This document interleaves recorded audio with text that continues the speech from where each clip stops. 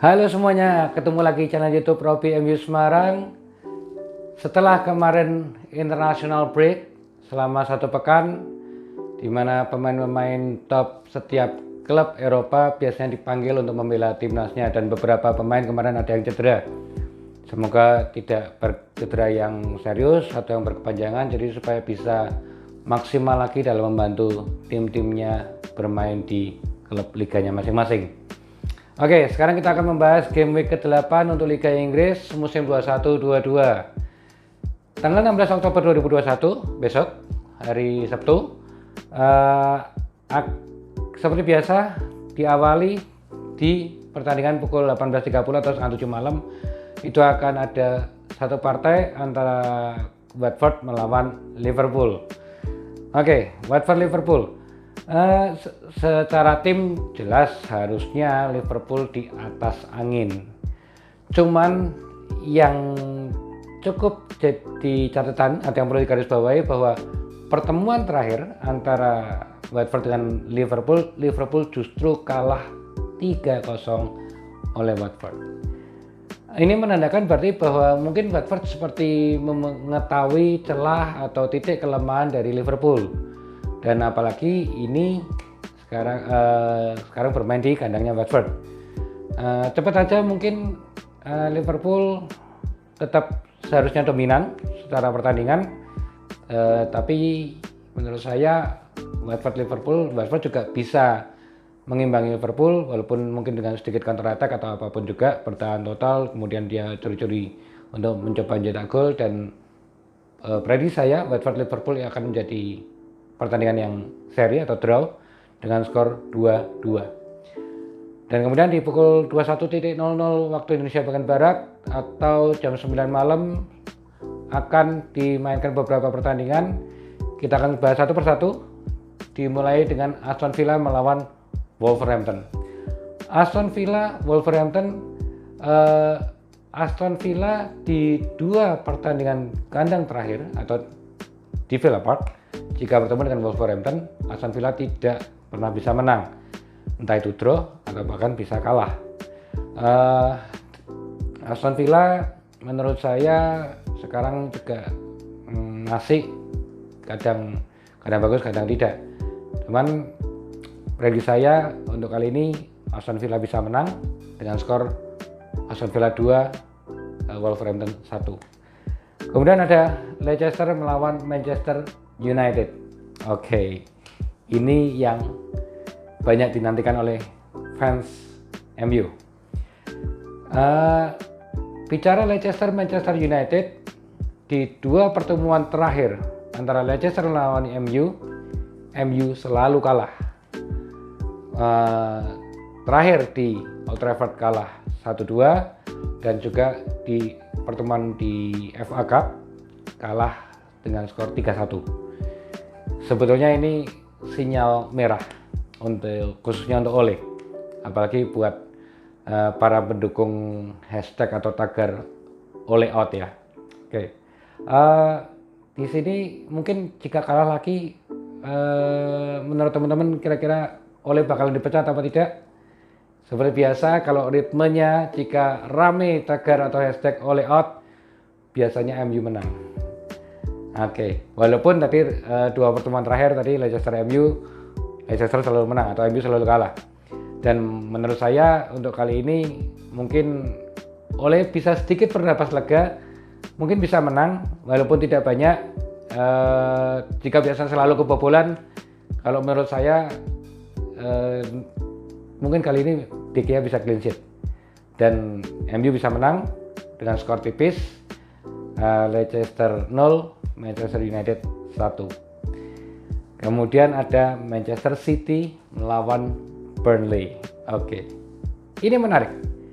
Di 4 pertemuan terakhir antara MCT melawan Burnley, dan jika bermain di Etihad Stadium, Manchester City selalu menang besar dan skornya identik selalu dengan skor 5-0 atau 0. Dan apakah masih bisa seperti begitu lagi Manchester City? Seharusnya jika lihat secara komposisi tim harusnya memang jelas berbeda jauh, timpang sekali. Dan menurut saya pun juga Pep harus ngejar poin, apalagi sekarang juga harus mengejar Chelsea yang ada di puncak klasemen. Justru menurut saya malah bisa jadi bumerang. Dengan biasanya kalau sudah pemain sudah lihat track record, bakal menang besar, biasanya malah akan sedikit menyepelekan.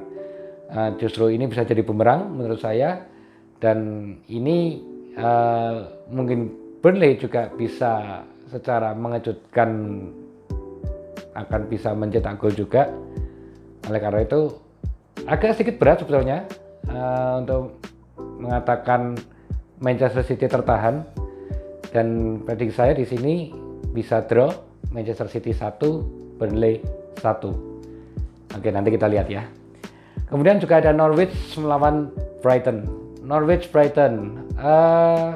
Bicara Norwich, sekarang peringkat 20, Brighton yang secara mengejutkan menjadi kuda hitam sekarang ada di peringkat 6, dan kemudian di 2 pertemuan terakhir juga Norwich selalu kalah dengan Brighton selalu menang, dan sekarang komposisi Brighton sekarang lebih lengkap, seperti lebih komplit, lebih kompak juga, dan Norwich juga belum pernah menang juga di musim ini. Menurut saya sebetulnya ini kesempatan buat Norwich, apalagi bermain di depan pendukung sendiri. Sementara Norwich untuk membuktikan ke fansnya bahwa Norwich masih bisa dapat poin penuh. Jadi prediksi saya di sini Norwich akan menang, bahkan mungkin akan ada selisih gol yang cukup lumayan signifikan. Jadi prediksi saya Norwich 3, Brighton 1. Kemudian pertandingan berikutnya ada Southampton melawan Leeds. Jika menilik di rekor pertemuannya, 3 match Leeds selalu menang. Dan betul, game ke-7 kemarin itu adalah kemenangan pertama Leeds United. Jadi prediksi saya ini bisa akan jadi kemenangan kedua atau 3 poin kedua untuk Leeds United. Makanya prediksi saya untuk kali ini Leeds akan unggul dengan skor Southampton 0, Leeds 2. Kemudian di partai terakhir untuk hari Sabtu tanggal 16 Oktober ada yang akan dimainkan di pukul 23.30 atau setengah 12 malam, ada pertandingan antara Brentford melawan Chelsea. Oke, Brentford Chelsea secara statistik atau rekor pertemuan di era Premier League atau di Premier League atau di Liga Premier, Brentford Chelsea belum pernah ketemu. Dan seperti kita ketahui, Brentford berhasil mengukuhkan dirinya bahwa dia sebagai yang semula dianggap tim kecil yang ternyata bisa menjadi momok buat tim-tim besar. Terbukti terakhir bisa menahan imbang Liverpool dengan skor 3-3. Itu sungguh luar biasa. Dan walaupun kemarin Brentford bisa menang lagi, yang biasanya jika di away dia bermain jelek, di home dia bermain bagus, kemarin Brentford bisa membuktikan bahwa di away pun dia bisa menang. Dan sekarang Brentford ketemu tim besar lagi. Jika menilik dari musim ini, jika Brentford bermain di kandang dia akan bermain bagus, apalagi jika menghadapi tim-tim besar, seharusnya Chelsea harus cukup waspada untuk kali ini. Menurut saya Brentford yang kemarin sudah bagus, mungkin untuk kali ini ketemu dengan tim pemuncak klasemen mungkin akan sedikit grogi, ataupun mungkin akan sedikit demam panggung, ataupun malah bisa anti klimaks. Dan prediksi saya Chelsea tetap masih bisa mempertahankan peringkat satunya, walaupun mungkin Brentford akan bisa mencuri gol.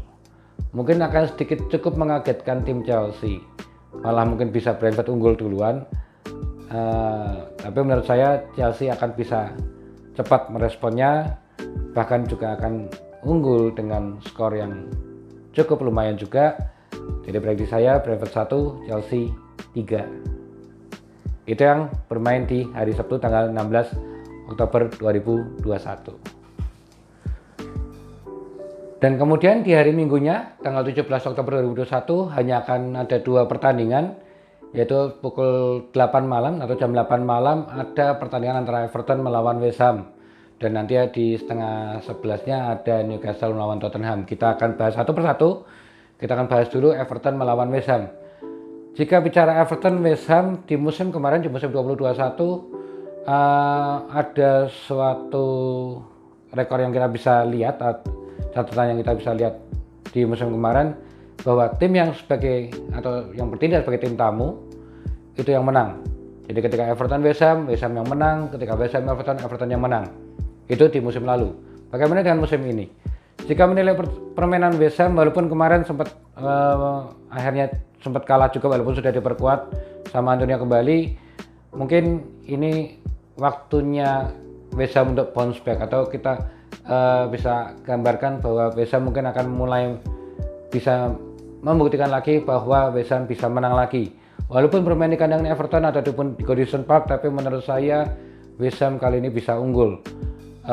Prediksi saya mungkin juga tidak akan terlalu lebar jarak atau selisih golnya. Jadi prediksi saya Everton 1, West Ham 2. Dan di pukul setengah 11 malam ada Newcastle melawan Tottenham. Menarik sekali. Seminggu ini kita di dunia sepak bola khususnya digembarkan dengan pembelian Newcastle oleh Pangeran Salman, yang berarti Newcastle akan mendadak akan menjadi kaya. Dan sudah banyak kita lihat di media sosial, di timeline kita, bahwa Newcastle akan membeli Mbappe, Neymar, Cristiano Ronaldo, Haaland dan segala macamnya, akan menjadi the dream team di Liga Inggris. Bisa sebetulnya akan menjadi atmosfer di Liga Inggris menjadi lebih baik, walaupun tentunya kasihan dengan tim-tim yang minim secara finansialnya, tapi itu belum terjadi sekarang. Nah, itu cukup menarik untuk kita nantikan nanti gimana ke depannya. Dan sekarang kita bicara Newcastle, yang kondisi sekarang Newcastle sekarang masih bicara rekor pertemuan Newcastle Tottenham, 2 pertemuan terakhir selalu berakhir dengan imbang. Dan Tottenham pun juga sekarang sudah mulai menemukan permainan lagi setelah kemarin sempat down.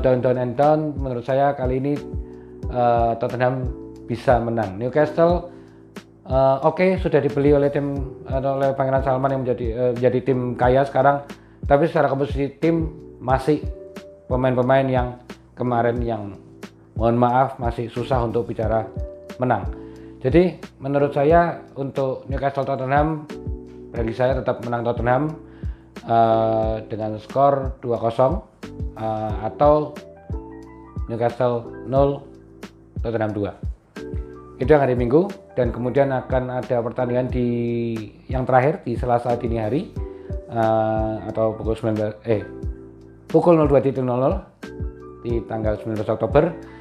Partai terakhir ada Arsenal melawan Crystal Palace.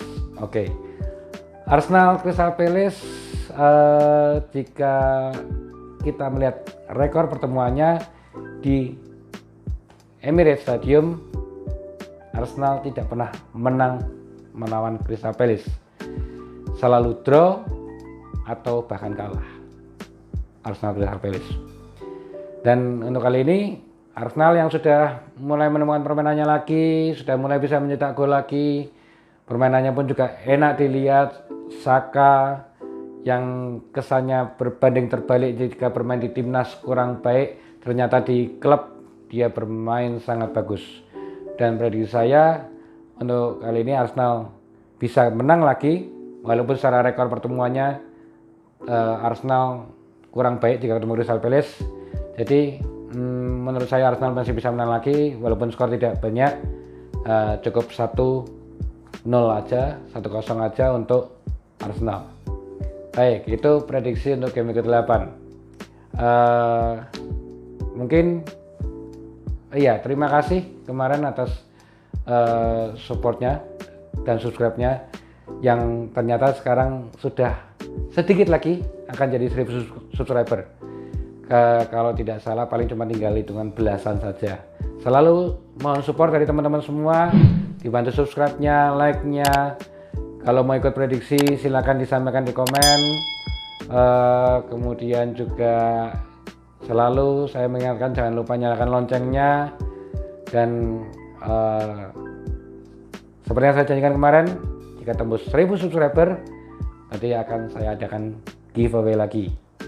Baik, sementara begitu untuk konten kali ini, sampai ketemu di konten-konten berikutnya. Terima kasih, salam Robby MU.